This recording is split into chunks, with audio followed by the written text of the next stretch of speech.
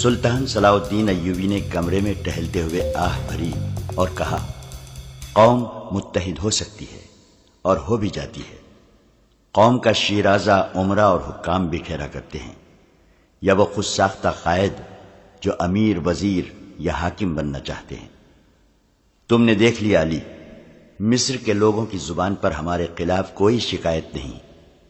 غداری اور تقریب کاری صرف بڑے لوگ کر رہے ہیں۔ ان بڑے لوگوں کو میری ذات کے ساتھ کوئی عداوت نہیں۔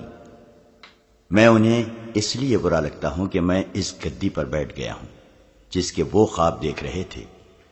سلطان ایوبی اپنے کمرے میں ٹہل رہا تھا۔ علی بن سفیان اور بہاؤالدین شداد بیٹھے سن رہے تھے۔ وہ سپٹمبر کی پہلے ہفتے کی ایک شام تھی۔ جون اور جولائی میں سلطان ایوبی نے سوڈانیوں کی بغاوت کو کچلا اور اس کے فوراً بعد الازد کو خلافت کی گدی سے ہٹایا تھا۔ اس سے پہلے اس نے سوڈانیوں کی بغاوت کو نہایت اچھی جنگی حکمت عملی سے دبا کر سوڈانی فوج توڑ دی تھی، مگر بغاوت کرنے والے کسی بھی قائد، کماندار یا عسکری کو سزا نہیں دی تھی۔ ڈپلومیسی سے کام کیا تھا۔ اس طرح اس کی جنگی اہمیت کی بھی ڈھاک بیٹھ گئی تھی اور ڈپلومیسی کی بھی۔ اب کہ سوڈانیوں نے پھر سر اٹھایا تو سلطان ایوبی نے اس سر کو ہمیشہ کے لیے کچل دینے کے لیے پہلے تو میدان جنگ میں سوڈانیوں کی لاشوں کے انبار لگائے، پھر جو بھی پکڑا گیا اس کے عہدے اور رتبے کا خیال کیے بغیر اسے انتہائی سزا دی۔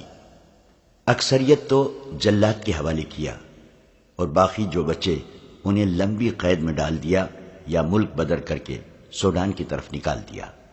آج 2 مہینے ہو گئے ہیں۔ سلطان ایوبی نے کہا، میں سلطنت کے انتظام اور قوم کی فلاح و بہبود کی طرف توجہ نہیں دے سکا۔ مجرم لائے جا رہے ہیں اور میں سوچ بچار کے بعد انہیں سزائے موت دیتا چلا جا رہا ہوں۔ یوں دل کو تکلیف ہو رہی ہے جیسے میں قتل عام کر رہا ہوں۔ میرے ہاتھوں مرنے والوں کی اکثریت مسلمانوں کی ہے۔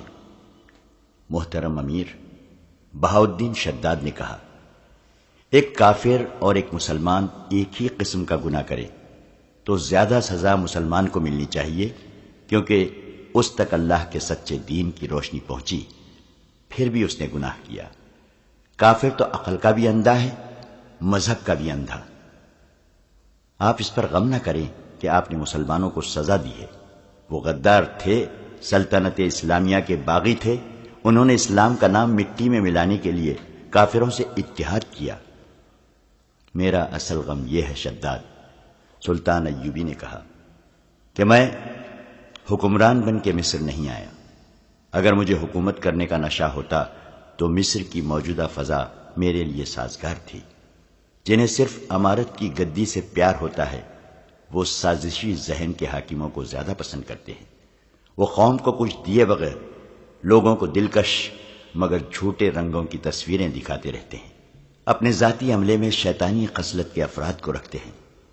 وہ اپنے ماتحت حاکموں کو شہزادوں کا درجہ دیے رکھتے ہیں اور خود شہنشاہ بن جاتے ہیں۔ میں کہتا ہوں کہ مجھ سے یہ گدی لے لو، لیکن میرے راستے میں کوئی رکاوٹ کھڑی نہ کرنا۔ میں جو مقصد لے کر گھر سے نکلا ہوں وہ مجھے پورا کر لینے دو۔ نور الدین زنگی نے ہزاروں جانوں کی قربانی دے کر اور دریائے سیل کو عرب کے مجاہدوں کے خون سے سرخ کر کے شام اور مصر کا اتحاد قائم کیا ہے۔ مجھے اس متحد سلطنت کو وسعت دینی ہے۔ سوڈان کو مصر میں شامل کرنا ہے، فلسطین کو صلیبیوں سے چھڑانا ہے، صلیبیوں کو یورپ کے وسط میں لے جا کر کسی گوشے میں گھٹنوں بٹھانا ہے، اور مجھے یہ فتوحات اپنی حکمرانی کے لیے نہیں، اللہ کی حکمرانی کے لیے حاصل کرنی ہے۔ مگر مصر میرے لیے دلدل بن گیا ہے۔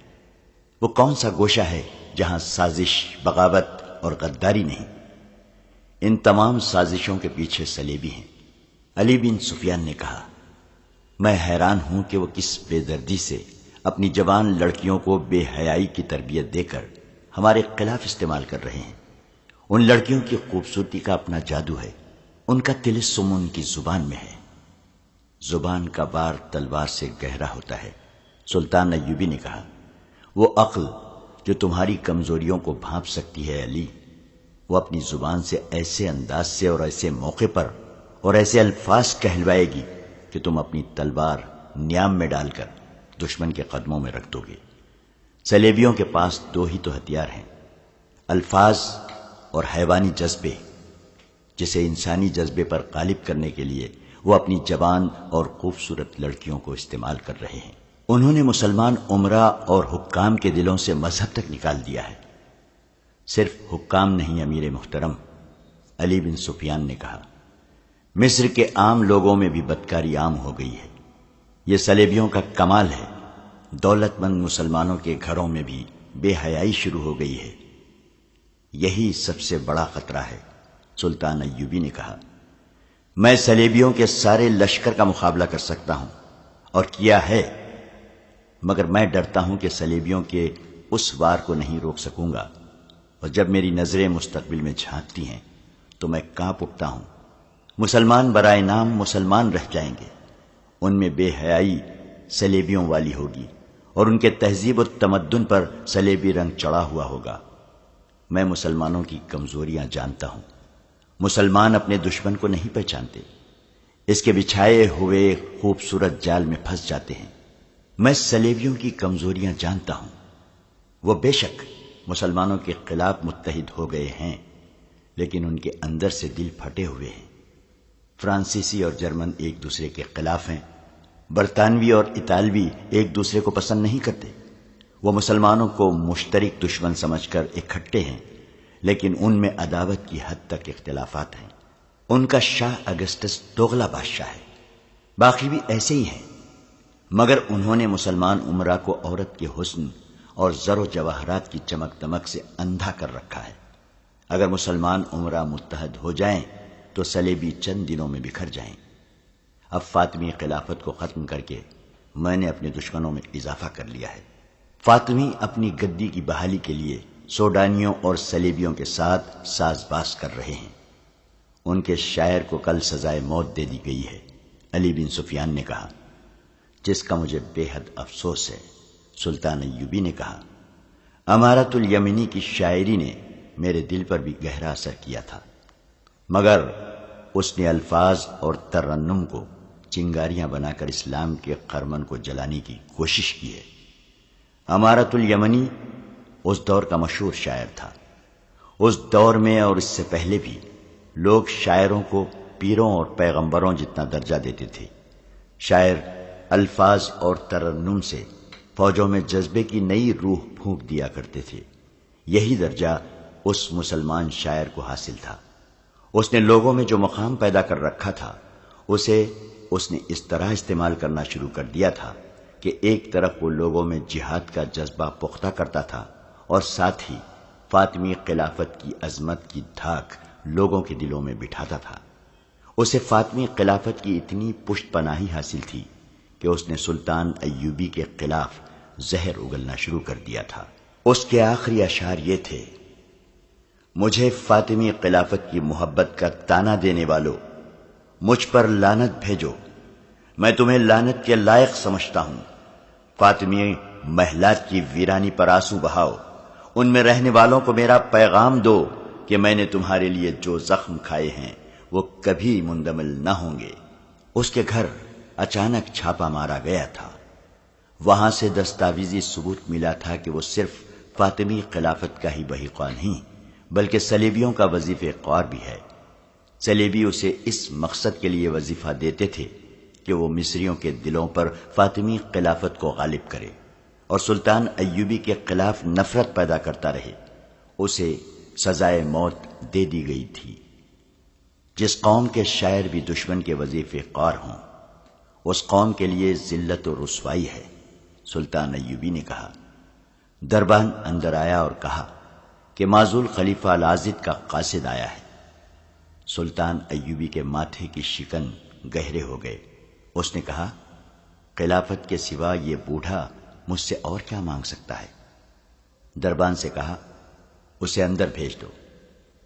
العاضد کا قاصد اندر آیا اور کہا، خلیفہ کا سلام پیش کرتا ہوں۔ وہ خلیفہ نہیں ہے، سلطان ایوبی نے کہا۔ 2 مہینے ہو گئے ہیں اسے معزول ہوئے، وہ اپنے محل میں قید ہے۔ معافی چاہتا ہوں قابل صد احترام امیر۔ قاصد نے کہا۔ عادت کے تحت منہ سے نکل گیا ہے۔ الازد نے بعد السلام کہا ہے کہ بیماری نے بستر پر ڈال دیا ہے، اٹھنا محال ہے، ملنے کی ایک خواہش ہے، اگر امیر محترم تشریف لا سکیں تو احسان ہوگا۔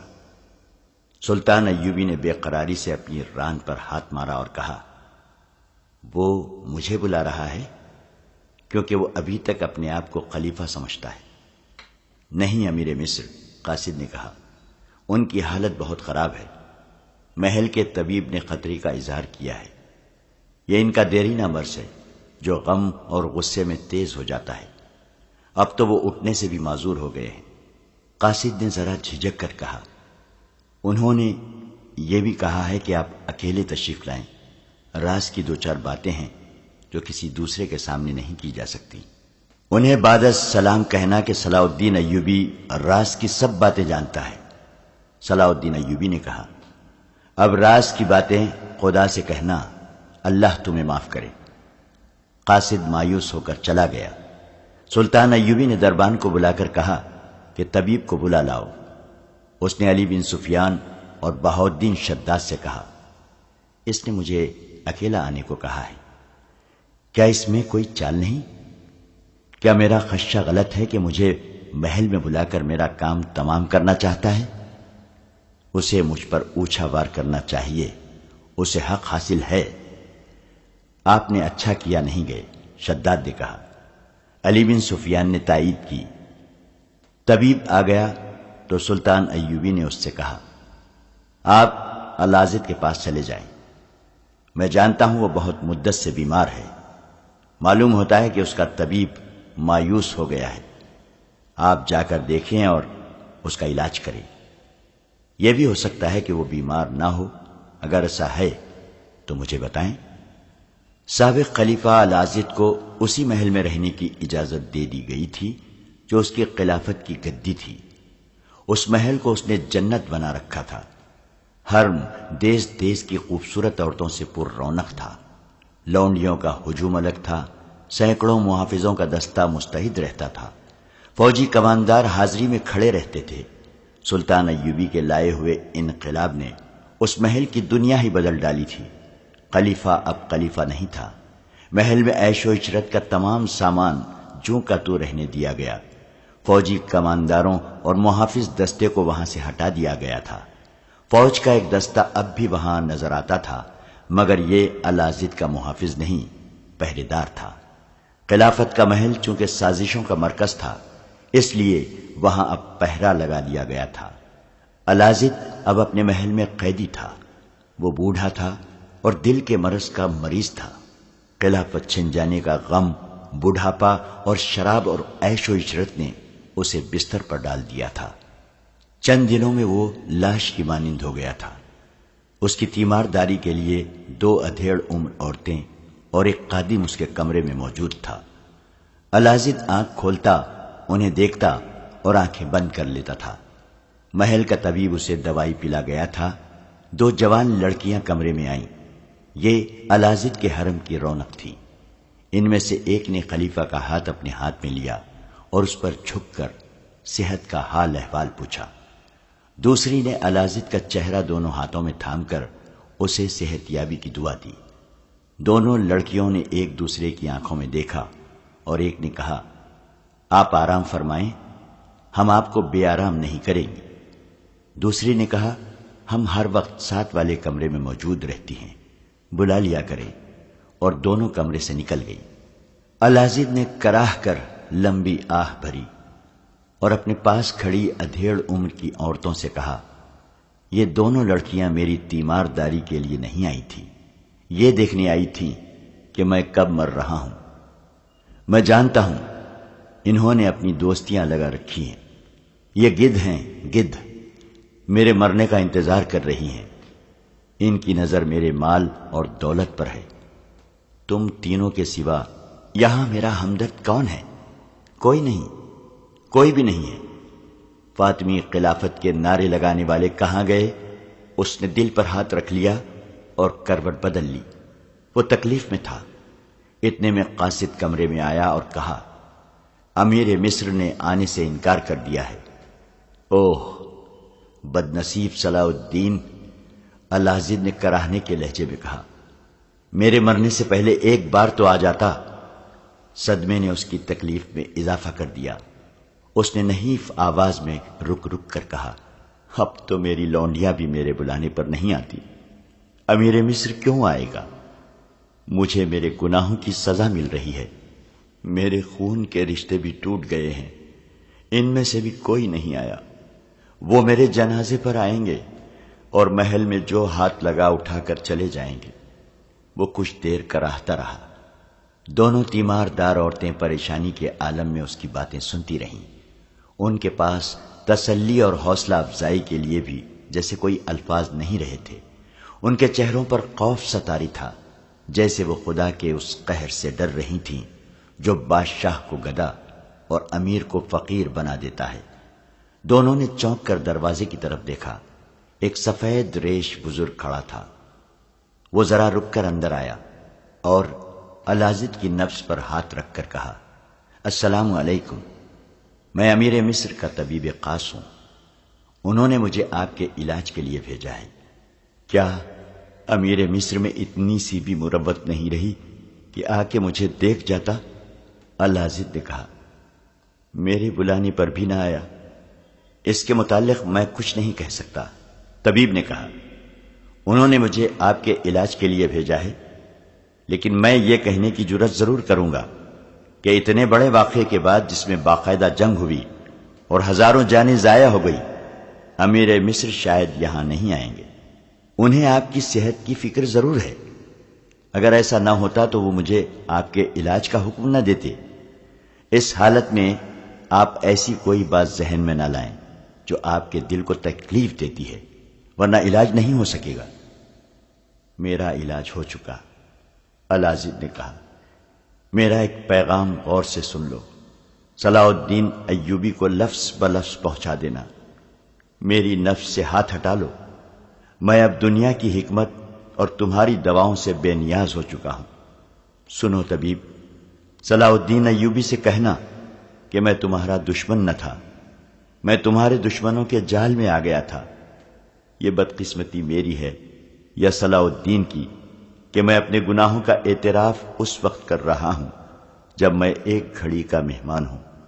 صلاح الدین ایوبی سے کہنا کہ میرے دل میں ہمیشہ تمہاری محبت رہی ہے اور تمہاری محبت کو ہی دل میں لیے دنیا سے رخصت ہو رہا ہوں۔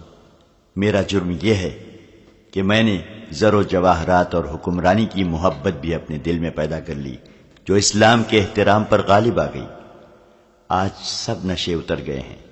وہ لوگ جو میرے پاؤں میں بیٹھا کرتے تھے وہ بیگانے ہو گئے۔ وہ لونڈیاں بھی میرے مرنے کی منتظر ہیں جو میرے اشاروں پر ناچا کرتی تھی۔ میرے دربار میں اوریاں رقص کرنے والی لڑکیاں مجھے نفرت کی نگاہوں سے دیکھتی ہیں۔ انسان کی سب سے بڑی غلطی یہ ہے کہ انسانوں کی باتوں میں آ کر خدا کو بھول جاتا ہے، اور یہ بھی بھول جاتا ہے کہ اسے خدا کے پاس جانا ہے جہاں کوئی انسان کسی انسان کے گناہوں کا بوجھ نہیں اٹھا سکتا۔ ان کمبختوں نے مجھے خدا بنا ڈالا، مگر آج جب حقیقی خدا کا بلاوا آیا ہے تو مجھ پر حقیقت روشن ہوئی ہے۔ میں نے اس کو نجات کا ذریعہ سمجھا ہے کہ اپنے گناہوں کا اعتراف کر لوں اور صلاح الدین کو ایسے خطروں سے خبردار کرتا جاؤں جن سے وہ شاید واقف نہیں۔ اس سے کہنا کہ میرے محافظ دستے کا سالار رجب زندہ ہے اور سوڈان میں کہیں روپوش ہے۔ وہ مجھے بتا کر گیا تھا کہ فاطمی خلافت کی بحالی کے لیے وہ سوڈانیوں اور قابل اعتماد مصریوں کی فوج تیار کرے گا اور وہ صلیبیوں سے جنگی اور مالی امداد لے گا۔ صلاح الدین ایوبی سے کہنا کہ اپنے محافظ دستے پر نظر رکھے، اکیلا باہر نہ نکلے، رات کو زیادہ محتاط رہے، کیونکہ رجب نے فدائیوں کے ساتھ ایوبی کے قتل کا منصوبہ بنا لیا ہے۔ اس سے کہنا کہ مصر تمہارے لیے آگ اگلنے والا پہاڑ ہے، تم جنہیں دوست سمجھتے ہو وہ بھی تمہارے دشمن ہیں، اور وہ جو تمہاری آواز کے ساتھ آواز ملا کر وسیع سلطنت اسلامیہ کے نعرے لگاتے ہیں ان میں بھی صلیبیوں کے پالے ہوئے سانپ موجود ہیں۔ تمہارے جنگی شعبے میں فیض الفاطمی بڑا حاکم ہے، مگر تم نہیں جانتے کہ وہ تمہارے مخالفین میں سے ہے۔ وہ رجب کا دست راست ہے۔ تمہاری فوج میں ترک، شامی اور دوسرے عربی نسل کے جو کماندار اور سپاہی ہیں ان کے سوا کسی پر بھروسہ نہ کرنا۔ یہ سب تمہارے وفادار اور اسلام کے محافظ ہیں۔ مصری فوجیوں میں قابل اعتماد بھی ہیں اور بے وفا بھی۔ تم نہیں جانتے کہ تم نے جب سوڈانی لشکر پر فیصلہ کن حملہ کیا تھا تو حملہ آور دستوں میں 2 دستوں کے کماندار تمہاری چال کو ناکام کرنے کے لیے تمہاری ہدایات اور احکام پر غلط عمل کرنا چاہتے تھے، لیکن تمہارے ترک اور عرب سپاہیوں میں جوش اور جذبہ ایسا تھا کہ اپنے کمانداروں کے حکم کا انتظار کیے بغیر وہ سوڈانیوں پر قہر بن کر ٹوٹے، ورنہ یہ 2 کماندار جنگ کا پانسا پلٹ کر تمہیں ناکام کر دیتے۔ الازد مری مری آواز میں رک رک کر بولتا رہا۔ طبیب نے اسے 1-2 مرتبہ بولنے سے روکا تو اس نے ہاتھ کے اشارے سے اسے چپ کرا دیا۔ اس کے چہرے پر پسینہ اس طرح آ گیا تھا جیسے کسی نے پانی چھڑک دیا ہو۔ دونوں عورتوں نے اس کا پسینہ پوچھا، لیکن پسینہ چشمے کی طرح پھوٹتا آ رہا تھا۔ اس نے چند ایک اور انتظامیہ اور فوج کے حکام کے نام بتائے جو سلطان ایوبی کے خلاف سازشوں میں مصروف تھے۔ ان میں سب سے زیادہ خطرناک فدائی تھے جن کا پیشہ پر اسرار قتل تھا۔ وہ اس فن کے ماہر تھے۔ الازد نے مصر میں صلیبیوں کے اثر و رسوخ کی بھی تفصیل سنائی اور کہا، انہیں مسلمان نہ سمجھنا، یہ ایمان فروخت کر چکے ہیں۔ صلاح الدین سے کہنا کہ اللہ تمہیں کامیاب کرے اور سرخ رو کرے، لیکن یہ یاد رکھنا کہ وہ تو وہ لوگ ہیں جو چوری چھپے تمہیں دھوکہ دے رہے ہیں، اور دوسرے وہ لوگ ہیں جو خوشامد سے تمہیں خدا کے بعد کا درجہ دے دیں گے۔ یہ ان لوگوں سے زیادہ خطرناک ہیں جو چوری چھپے دھوکہ دیتے ہیں۔ اسے کہنا کہ دشمنوں کو زیر کر کے جب تم اطمینان سے حکومت کی گدی پر بیٹھو گے تو میری طرح دونوں جہانوں کے بادشاہ نہ بن جانا۔ سدا بادشاہی اللہ کی ہے۔ اسی مصر میں فرعونوں کے کھنڈر دیکھ لو، میرا انجام دیکھ لو، اپنے آپ کو اس انجام سے بچانا۔ اس کی زبان لڑکھڑانے لگی۔ اس کے چہرے پر جہاں کرب کا تاثر تھا وہاں سکون سا بھی نظر آنے لگا۔ اس نے بولنے کی کوشش کی مگر حلق سے قراٹے سے نکلے۔ اس کا سر ایک طرف لڑک گیا اور وہ ہمیشہ کے لیے خاموش ہو گیا۔ یہ واقعہ سپتمبر 1171 کا ہے۔ طبیب نے سلطان ایوبی کو اطلاع بھجوائی۔ محل میں الازد کی موت کی خبر پھیل گئی۔ محل کے کسی گوشے سے رونا تو دور کی بات ہے، ہلکی سی سسکی بھی سنائی نہ دی۔ صرف ان 2 عورتوں کے آنسو بہ رہے تھے جو آخری وقت اس کے پاس تھیں۔ سلطان ایوبی چند ایک حکام کے ساتھ فوری محل میں آ گیا۔ اس نے دیکھا کہ وہاں برآمدوں میں کچھ سرگرمی سی تھی۔ اسے شک ہوا۔ اس نے محافظ دستے کے کماندار کو بلا کر حکم دیا کہ محل کے تمام کمروں میں گھوم جاؤ، تمام مردوں، عورتوں اور لڑکیوں کو کمروں سے نکال کر باہر صحن میں بٹھا دو اور کسی کو باہر نہ جانے دو، کسی کو کیسی ہی ضرورت کیوں نہ ہو۔ استبل سے کوئی گھوڑا نہ کھولے۔ سلطان ایوبی نے محل پر قبضہ کرنے کا حکم دے دیا۔ اس نے عجیب چیز یہ دیکھی کہ الازد جو اپنے آپ کو بادشاہ بنائے بیٹھا تھا اور جس نے عورت اور شراب کو ہی زندگی جانا تھا، اس کی میت پر رونے والا کوئی نہ تھا۔ محل مردوں اور عورتوں سے بھرا پڑا تھا مگر کسی کے چہرے پر اداسی کا تاثر بھی نہ تھا۔ طبیب سلطان ایوبی کو الگ لے گیا اور اسے الازد کی آخری باتیں سنائی۔ اس نے اپنی رائے ان الفاظ میں دی کہ آپ کو آخری وقت اس کے بلاوے پر آ جانا چاہیے تھا۔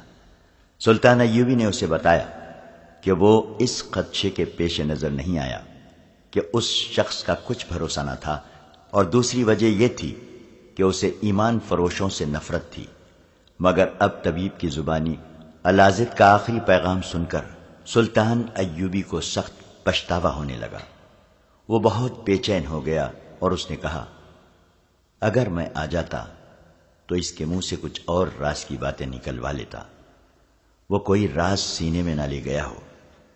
متعدد مورخین نے اپنی تحریروں میں لکھا ہے کہ الازد بے شک عیاش اور گمراہ تھا۔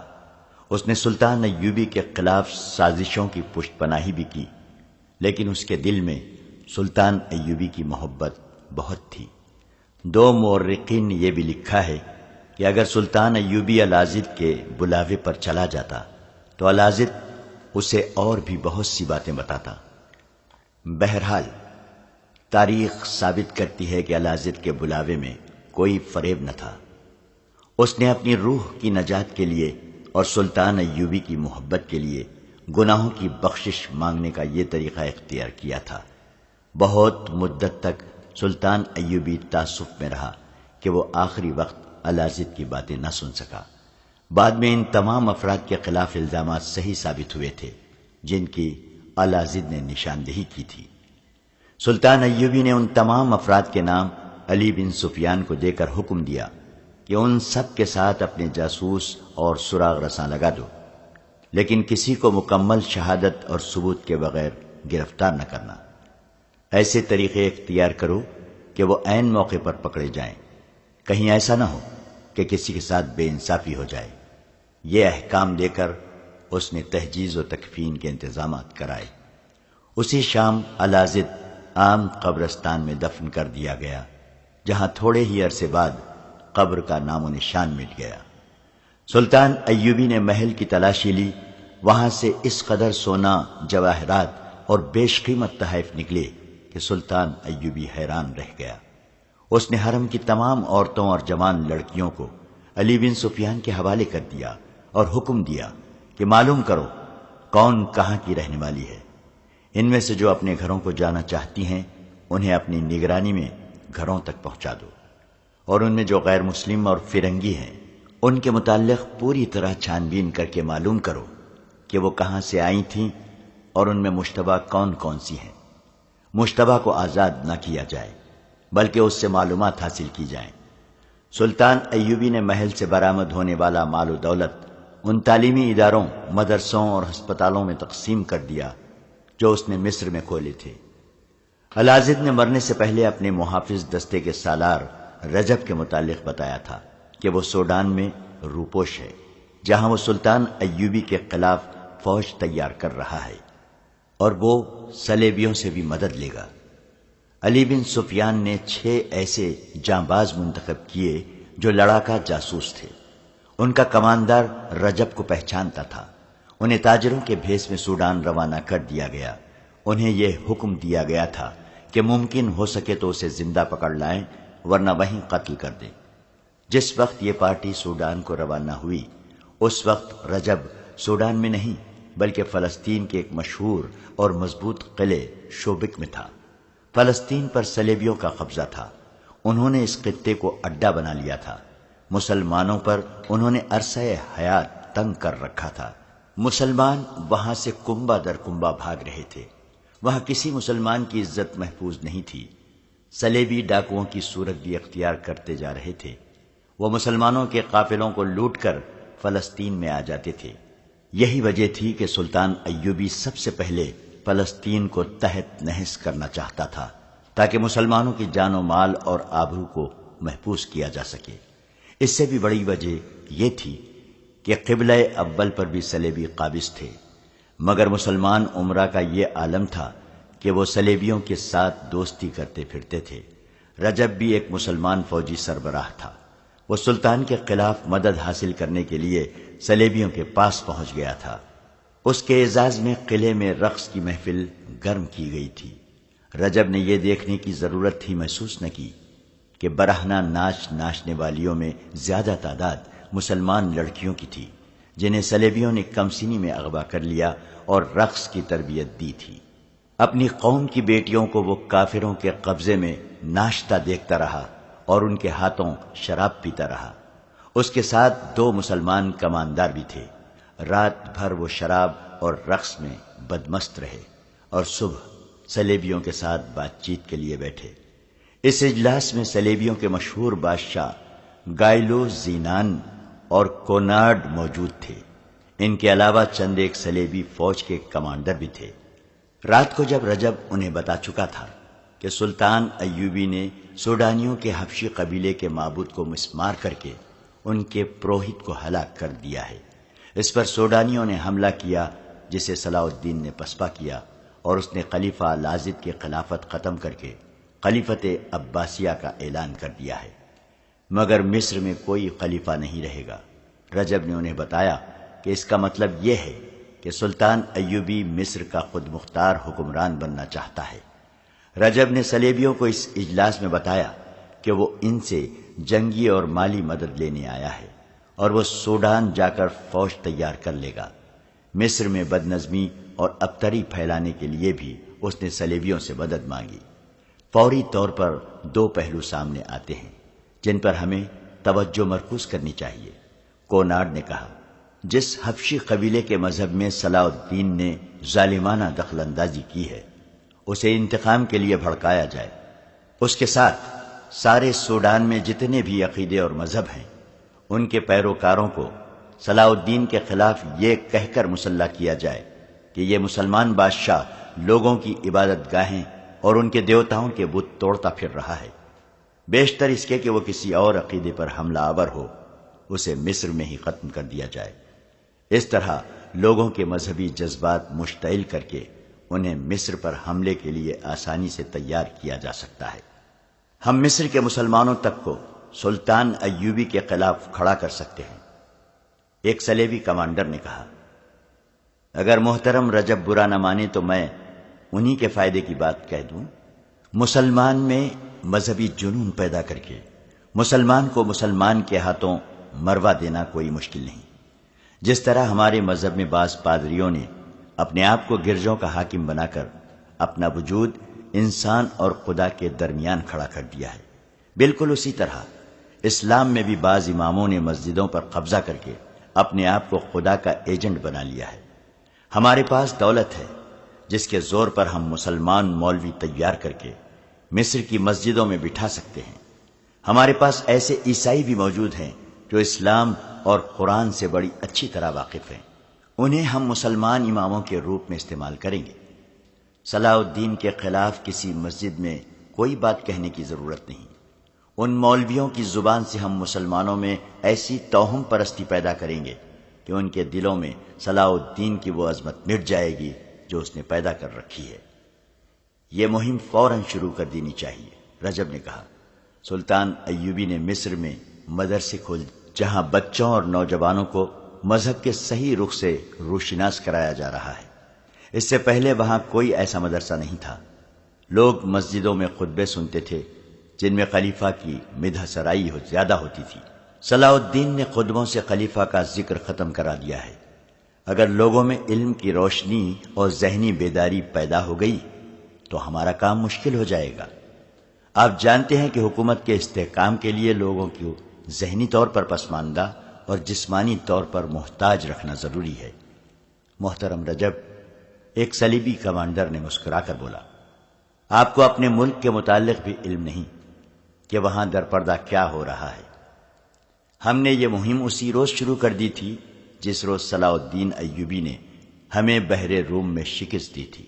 ہم کھلی تقریب کاری کے قائل نہیں، ہم ذہنوں میں تقریب کاری کیا کرتے ہیں۔ ذرا غور کریں محترم، 2 سال پہلے قاہرہ میں کتنے خیبے خانے تھے اور اب کتنے ہیں؟ کیا ان میں بے پناہ اضافہ نہیں ہو گیا؟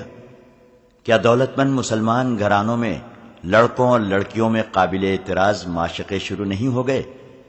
ہم نے وہاں جو عیسائی لڑکیاں بھیجی تھیں وہ مسلمان لڑکیوں کے روپ میں مسلمان مردوں کے درمیان رقابت پیدا کر کے خون خرابے کرا چکی ہیں۔ قاہرہ میں ہم نے نہایت دلکش جوا بازی رائج کر دی ہے۔ 2 مسجدوں میں ہمارے بھیجے ہوئے آدمی امام ہیں، وہ نہایت خوبی سے اسلام کی شکل و صورت بگاڑ رہے ہیں، وہ جہاد کے معنی بگاڑ رہے ہیں۔ ہم نے وہاں عالموں اور فاضلوں کے بھیس میں بھی کچھ آدمی بھیج رکھے ہیں جو مسلمانوں کو جنگ و جدل کے خلاف تیار کر رہے ہیں۔ وہ دوست اور دشمن کا تصور بھی بدل رہے ہیں۔ مجھے ذاتی طور پر تو یہ توقع ہے کہ مسلمان چند برسوں تک اس ذہنی کیفیت میں داخل ہو جائیں گے جہاں وہ اپنے آپ کو بڑے فخر سے مسلمان کہیں گے، مگر ان کے ذہنوں پر، ان کے تہذیب و تمدن پر صلیب کا اثر ہوگا۔ صلاح الدین ایوبی کا جاسوسی نظام بہت ہوشیار ہے، رجب نے کہا، اگر اس کے شعبہ جاسوسی اور سراغ رسانی کے سربراہ علی بن سفیان کو قتل کر دیا جائے تو صلاح الدین اندھا اور بہرا ہو جائے گا۔ اس کا مطلب یہ ہے کہ آپ خود کچھ بھی نہیں کر سکتے۔ کوناڈ نے کہا، آپ ایک حاکم کو قتل بھی نہیں کرا سکتے؟ اگر آپ عقل کے لحاظ سے اتنے کمزور ہیں تو آپ ہمارے آدمیوں کو بھی پکڑوا کر مروائیں گے اور ہماری دولت بھی برباد کر دیں گے۔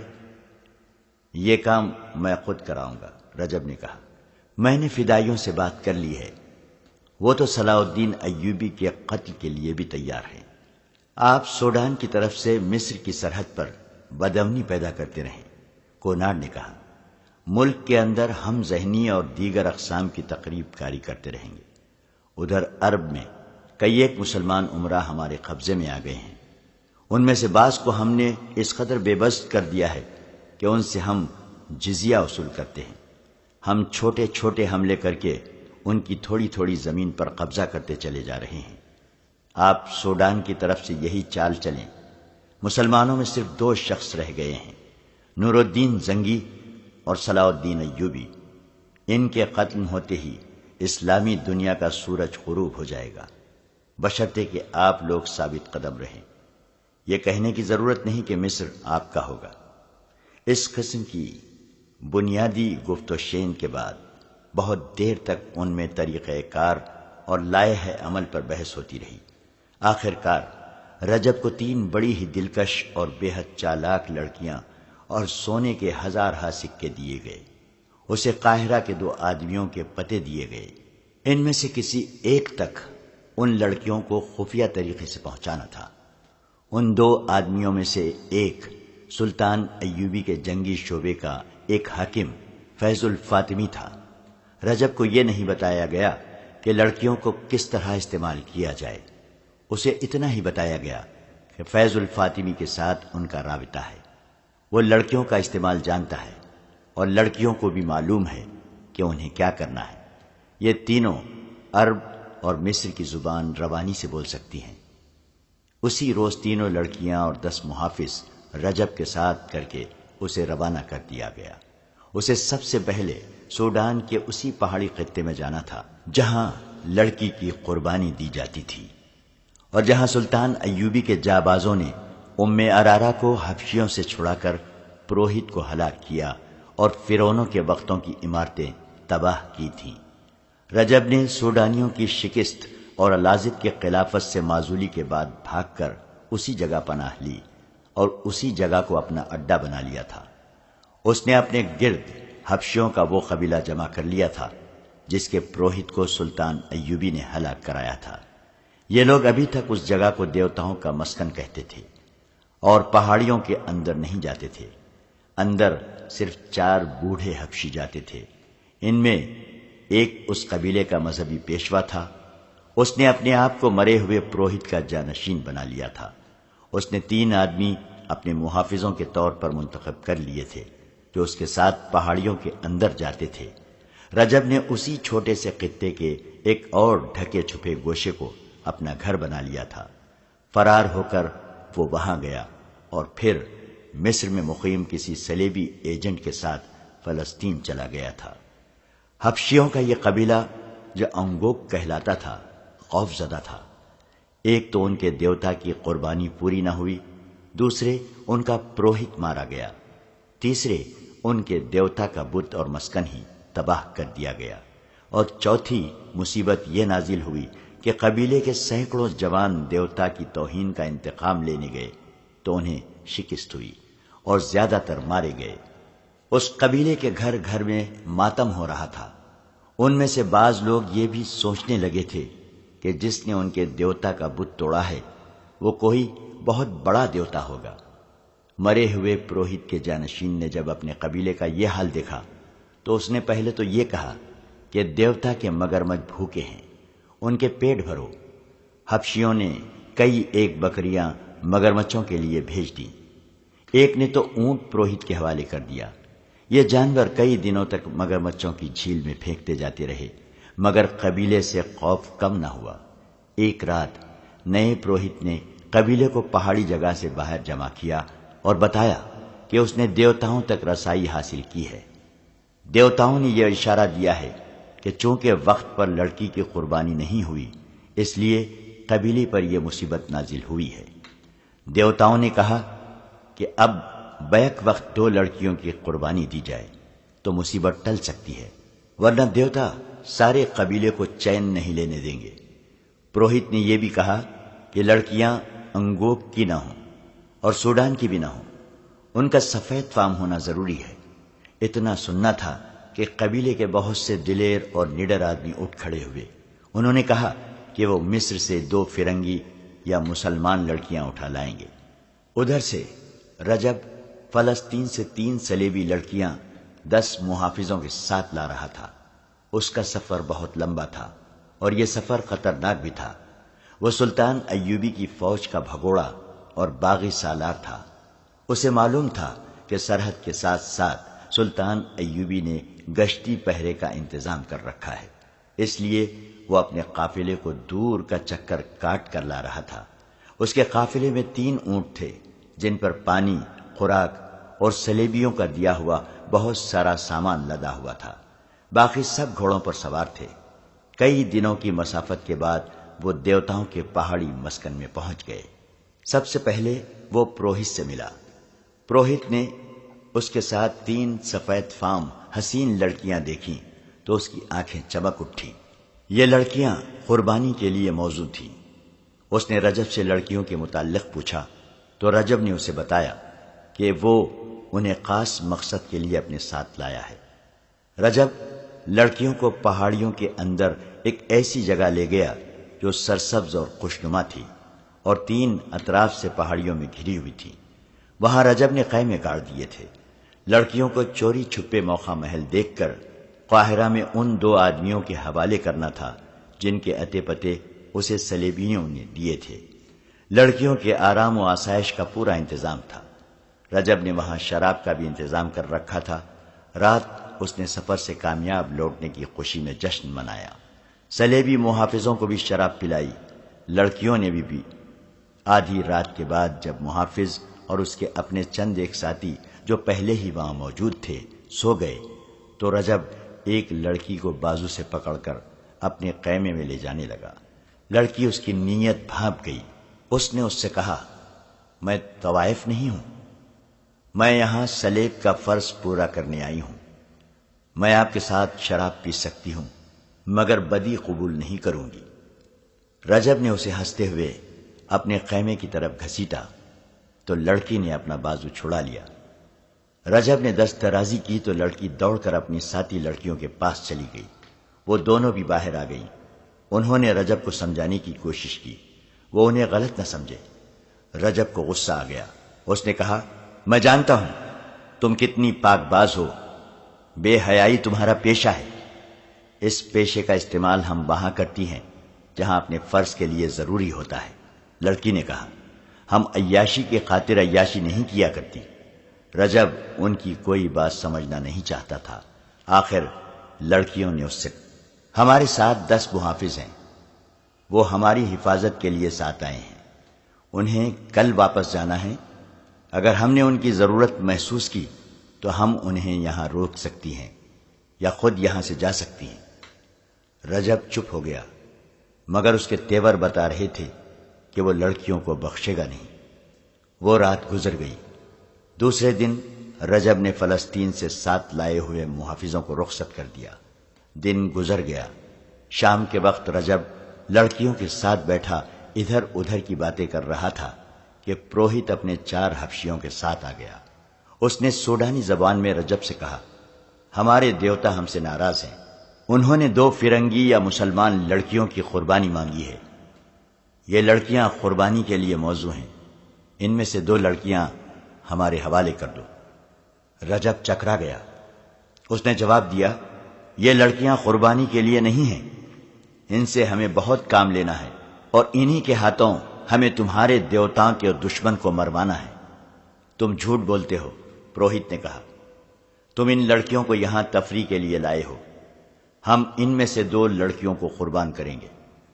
رجب نے بہت دلیلیں دی مگر پروہت نے کسی ایک بھی دلیل کو قبول نہ کیا۔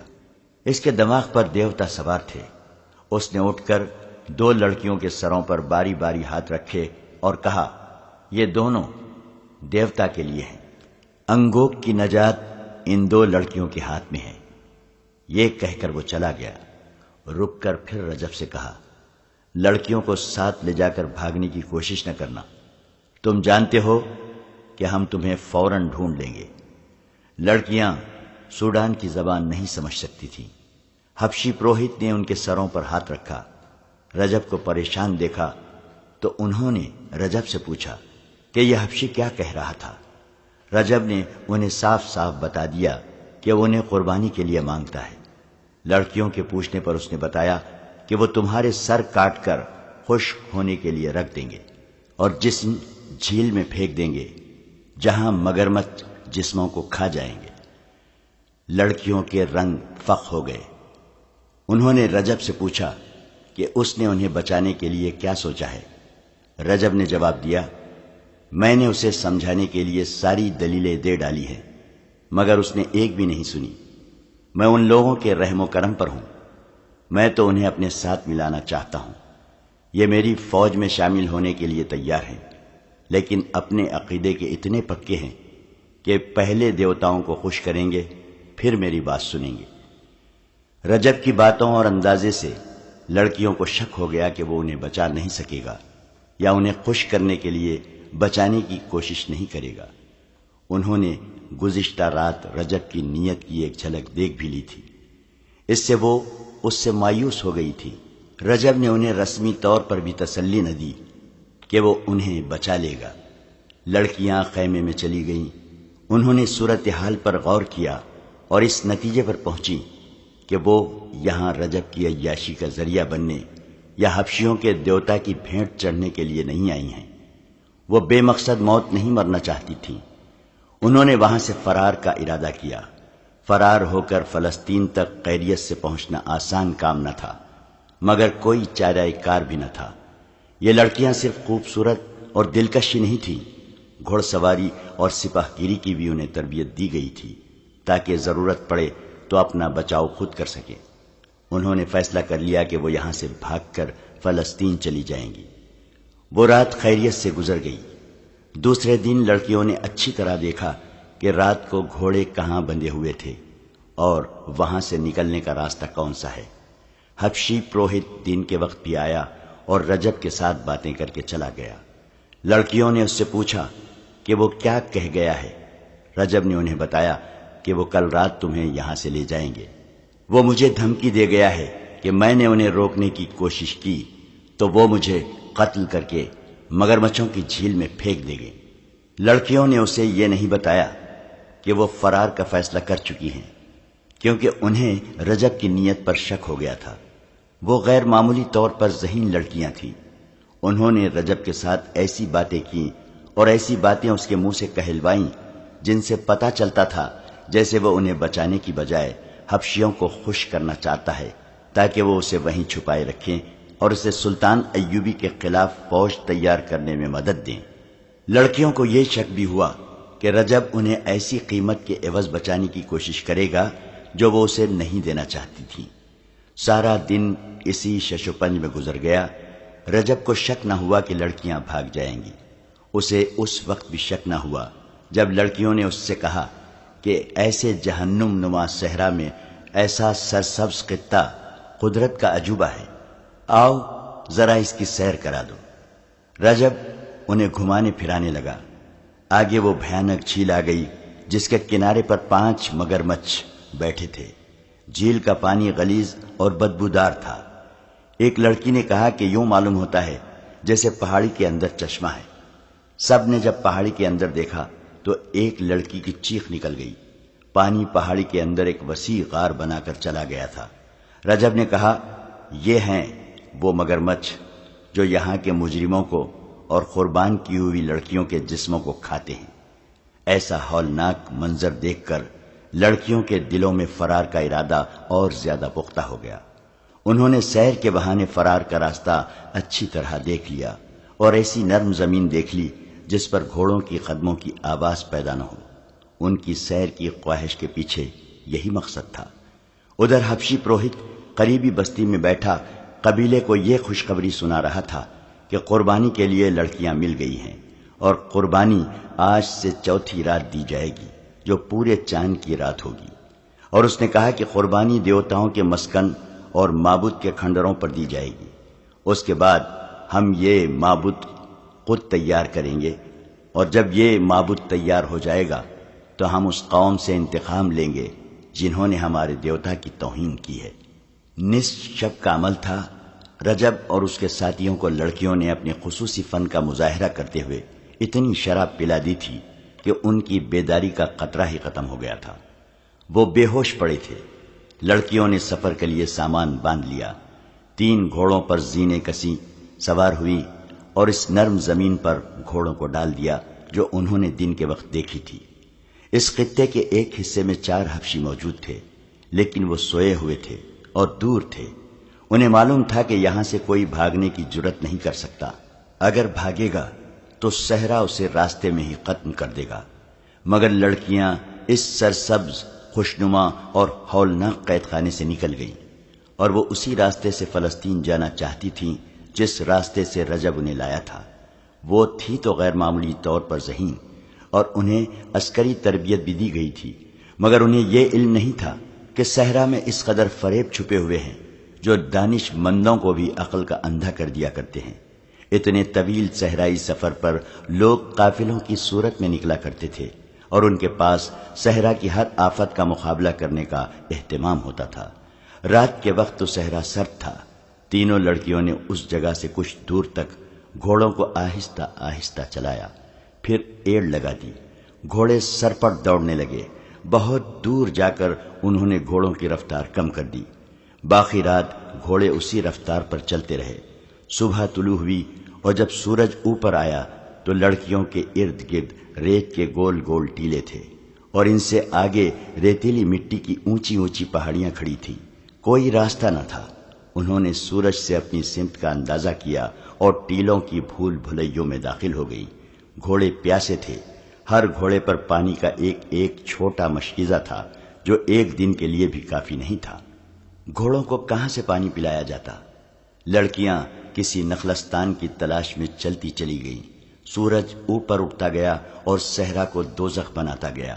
نخلستان کا کہیں نشان اور تصور بھی نظر نہیں آتا تھا۔ رجب اور اس کے ساتھی سورج طلوع ہونے کے بعد بھی نہ جاگے۔ وہ تو بے ہوشی کی نیند سوئے ہوئے تھے۔ پروہت اپنے 3 حبشیوں کے ساتھ آیا۔ اس نے سب سے پہلے لڑکیوں کے خیمے میں دیکھا۔ خیمہ خالی تھا۔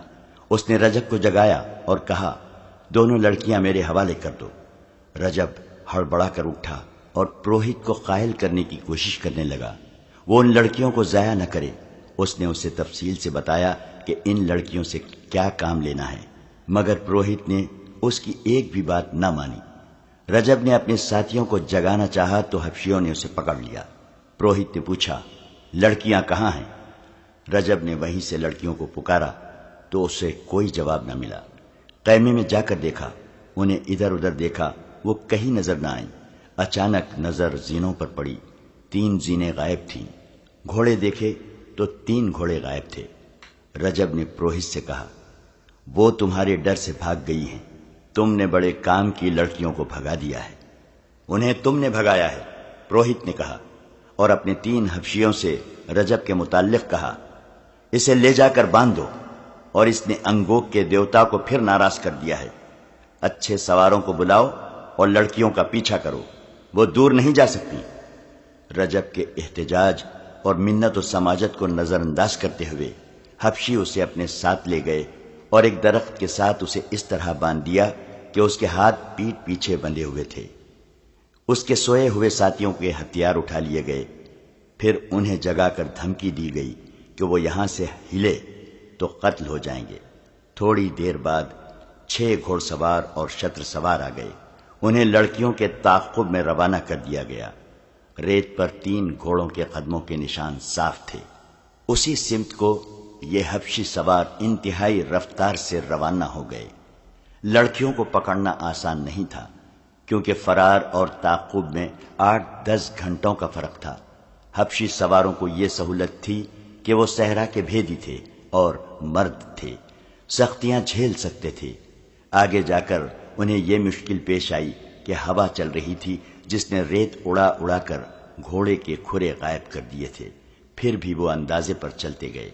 3-4 گھنٹوں کے تعاقب کے بعد انہیں ایک طرف آسمان پر افق کے کچھ اوپر تک مٹیالی سرخی دکھائی دی جو اوپر اٹھتی اور آگے بڑھتی آ رہی تھی۔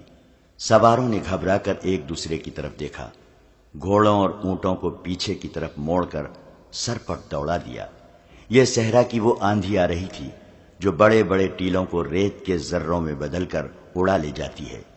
کوئی انسان یا جانور کہیں رک کر کھڑا رہے یا بیٹھ جائے تو ریت اس کے جسم کے ساتھ رک رک کر اسے زندہ دفن کر دیتی ہے اور اس پر ٹیلا کھڑا ہو جاتا ہے۔ وہاں آندھی سے بچنے کے لیے کوئی مضبوط ٹیلا نہیں تھا۔ وہ بھاگ کر اپنے پہاڑی خطے تک پہنچنا چاہتے تھے جو بہت ہی دور تھا۔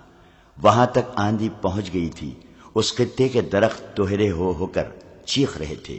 جھیل کے مگرمچھ پہاڑی کے آبی غار میں جا چھپے تھے۔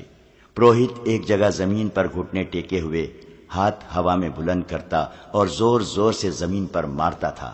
ہر بار بلند آواز سے کہتا تھا، انگوک کے دیوتا اپنے قہر کو سمیٹ لے، ہم 2 بہت ہی خوبصورت لڑکیاں تیرے قدموں میں پیش کر رہے ہیں۔ وہ اس آندھی کو دیوتا کا قہر سمجھ رہا تھا۔ صحرا اور آندھی کا چولی دامن کا ساتھ تھا، لیکن سرخ اور ایسی تیز و تند آندھی کبھی کبھی چلا کرتی تھی۔ لڑکیوں کو بھی آندھی نے لپیٹ میں لے لیا تھا۔ ان کے لیے کوئی آڑ اور اوٹ نہیں تھی۔ وہ حبشیوں کے خطرے سے تو بہت دور نکل گئی تھیں، مگر صحرا کے ایسے خطرے میں آ گئی جو ان کے لیے جان لیوا ثابت ہو سکتا تھا۔ ان کے لیے دوسری مصیبت یہ آئی کہ ریت کی بوچھاڑوں اور آندھی کے زناٹوں سے گھبرا کر تینوں گھوڑے منہ زور اور بے لگام ہو کر دوڑ پڑے۔ وہ چونکہ اکٹھے بتکے تھے اس لیے اکٹھے ہی دوڑتے جا رہے تھے۔ اس سے یہ فائدہ تو ہوا کہ ریت میں دب جانے کا خطرہ نہ رہا، مگر یہ معلوم نہیں تھا کہ بے لگام گھوڑے کہاں جا کے رکیں گے اور وہ جگہ اصل راستے سے کتنی دور ہوگی۔ لڑکیوں میں اتنی ہمت نہیں تھی کہ گھوڑوں کو قابو میں کر لیتی، اور گھوڑوں میں اتنی ہمت نہیں تھی کہ زیادہ دور دوڑ سکتے۔ وہ پیاسے تھے اور آدھی رات سے مسلسل چل رہے تھے۔ تھکن اور پیاس گھوڑوں کو بے حال کرنے لگی۔ ایک گھوڑا منہ کے بل گرا۔ اس کی سوار لڑکی ایسی گری کہ گھوڑا اٹھا، اور جب پھر گرا تو لڑکی اس کے نیچے آ گئی۔ اسے مرنا ہی تھا۔ کچھ اور آگے گئے تو ایک گھوڑے کا تنگ ڈھیلا ہو گیا، زین ایک طرف لڑک گئی۔ اس کی سوار اسی پہلو پر گری، مگر بایاں پاؤں رکاب میں پھنس گیا۔ لڑکی زمین پر گھسیٹی جانے لگی۔ تیسری لڑکی اس کی کوئی مدد نہیں کر سکتی تھی۔ اس کا اپنا گھوڑا بے قابو تھا۔ وہ اپنی ساتھی کی چیخیں سنتی رہی، پھر چیخیں خاموش ہو گئی اور وہ لڑکی کی لاش کو گھوڑے کے ساتھ زمین پر جاتا دیکھتی رہی۔ اس پر دہشت طاری ہو گئی۔ وہ کتنی ہی دلیر کیوں نہ تھی، آخر لڑکی تھی۔ زور زور سے رونے لگی۔ ڈھیلی زین والا گھوڑا یک لخت رک گیا۔ تیسری لڑکی اپنا گھوڑا روک نہ سکی۔ اس نے پیچھے دیکھا۔ آندھی میں اسے کچھ نظر نہ آیا کہ اس گھوڑے کا کیا حشر ہوا۔ لڑکی تو یقیناً مر چکی تھی۔ تیسری لڑکی اکیلی رہ گئی۔ اس نے رکابوں سے پاؤں ذرا پیچھے کر لیے۔ اس کی دہشت زدگی کا یہ عالم تھا کہ اس نے گھوڑے کی لگام چھوڑ کر ہاتھ آسمان کی طرف اٹھا کر جوڑ دیے اور گلا پھاڑ کر خدا کو پکارنے لگی، میرے عظیم خدا، آسمانوں کے خدا، میرے گناہ معاف کر دے۔ میں گناہ گار ہوں، میرا بال بال گناہ گار ہے۔ گناہ کرنے آئی تھی، میں نے گناہوں میں پرورش پائی ہے۔ میرے خدا، میں اس وقت بھی بہت چھوٹی تھی جب مجھے بڑوں نے گناہوں کے راستے پر ڈالا تھا۔ انہوں نے مجھے گناہوں کے سبق دیتے جوان کیا اور کہا کہ جاؤ مردوں کو اپنے حسن اور اپنے جسم سے گمراہ کرو، ان کے ہاتھوں انسانوں کو قتل کراؤ، جھوٹ بولو، فریب دو اور بدکار بن جاؤ۔ انہوں نے بتایا تھا کہ یہ صلیب کا فرض ہے، تم پورا کرو گی تو جنت میں جاؤ گی۔ وہ پاگلوں کی طرح چلا رہی تھی اور اس کے گھوڑے کی رفتار گھٹتی جا رہی تھی۔ زارو قطار روتے ہوئے اس نے خدا سے کہا، تیرا جو مذہب سچا ہے مجھے اسی کا معجزہ دکھا۔ اس کے عقیدے متزلزل ہو گئے تھے۔ گناہوں کے احساس نے اس کے دماغ پر قابو پا لیا تھا، موت کے خوف نے اسے فراموش کرا دیا تھا کہ اس کا مذہب کیا ہے۔ اسے اپنا ماضی گناہوں میں ڈوبا ہوا نظر آ رہا تھا۔ اس کے دل میں یہ احساس بیدار ہوتا جا رہا تھا کہ وہ مردوں کے استعمال کی چیز ہے اور اسے دھوکے اور فریب کے لیے استعمال کیا جا رہا ہے، اور اب سزا صرف اس اکیلی کو مل رہی ہے۔ اسے غشی کی لہر آئی اور گزر گئی۔ اس نے دھاڑ ماری اور سر کو جھٹک کر بلند آواز سے کہا، میری مدد کر میرے خدا، میں ابھی مرنا نہیں چاہتی۔ اور اس کے ساتھ ہی اسے یاد آ گیا کہ وہ یتیم بچی ہے۔ موت کے سامنے انسان ماضی کی طرف بھاگتا ہے، جو انسانی فطرت کا قدرتی رد عمل ہے۔ اس جوان لڑکی نے بھی ماضی میں پناہ لینے کی کوشش کی، مگر وہاں کچھ بھی نہ تھا۔ ماں نہیں تھی، باپ نہیں تھا، کوئی بہن بھائی نہیں تھا۔ اسے یہی کچھ یاد آیا کہ صلیبیوں نے اسے پالا اور اس راہ پر ڈالا ہے جہاں وہ ایک بڑا ہی حسین دھوکہ بن گئی تھی۔ اسے اپنے آپ سے نفرت ہونے لگی۔ وہ اب بخشش چاہتی تھی، نجات چاہتی تھی۔ اسے غشی آنے لگی۔ گھوڑے کی رفتار بھی سست ہو گئی تھی، وہ مشکل سے چل رہا تھا اور لڑکی اسی پر بے ہوش ہو گئی۔ سلطان ایوبی نے سرحد کے ساتھ ساتھ گشتی پہرے کا انتظام کر رکھا تھا۔ ان میں سے 3 دستوں کا ہیڈ کوارٹر سوڈان اور مصر کی سرحد سے 4-5 میل اندر کی طرف تھا۔ ہیڈ کوارٹر کے خیمے ایسی جگہ نصب کیے گئے تھے جہاں آندھیوں سے بچنے کی اوٹ تھی، مگر اس آندھی نے ان کے خیمے اکھاڑ پھینکے تھے۔ گھوڑوں اور اونٹوں کو سنبھالنا مشکل ہو گیا تھا۔ آندھی رکی تو سپاہی خیمے وغیرہ سنبھالنے میں مصروف ہو گئے۔ ان 3 دستوں کا کمانڈر ایک ترک احمد کمال تھا۔ وہ ایک کوبرو اور گورے رنگ کا تنومند آدمی تھا۔ وہ بھی آندھی رکتے ہی باہر آ گیا اور ساز و سامان اور جانوروں کا جائزہ لے رہا تھا۔ فضا گرد سے صاف ہو گئی تھی۔ ایک سپاہی نے ایک طرف اشارہ کر کے اس سے کہا، کماندار، وہ گھوڑا اور سوار ہمارا تو نہیں؟ ہم نے ابھی لڑکیوں کو فوج میں شامل نہیں کیا، احمد کمال نے جواب دیا۔ وہ لڑکی معلوم ہوتی ہے، بال بکھرے ہوئے صاف نظر آ رہے ہیں۔ وہ اسی سپاہی کو ساتھ لے کر دوڑ پڑا۔ ایک گھوڑا سر نیچے کیے نہایت ہی آہستہ آہستہ آ رہا تھا۔ اسے چارے کی بو آئی تو ہیڈ کوارٹر کے گھوڑوں کی طرف چل پڑا۔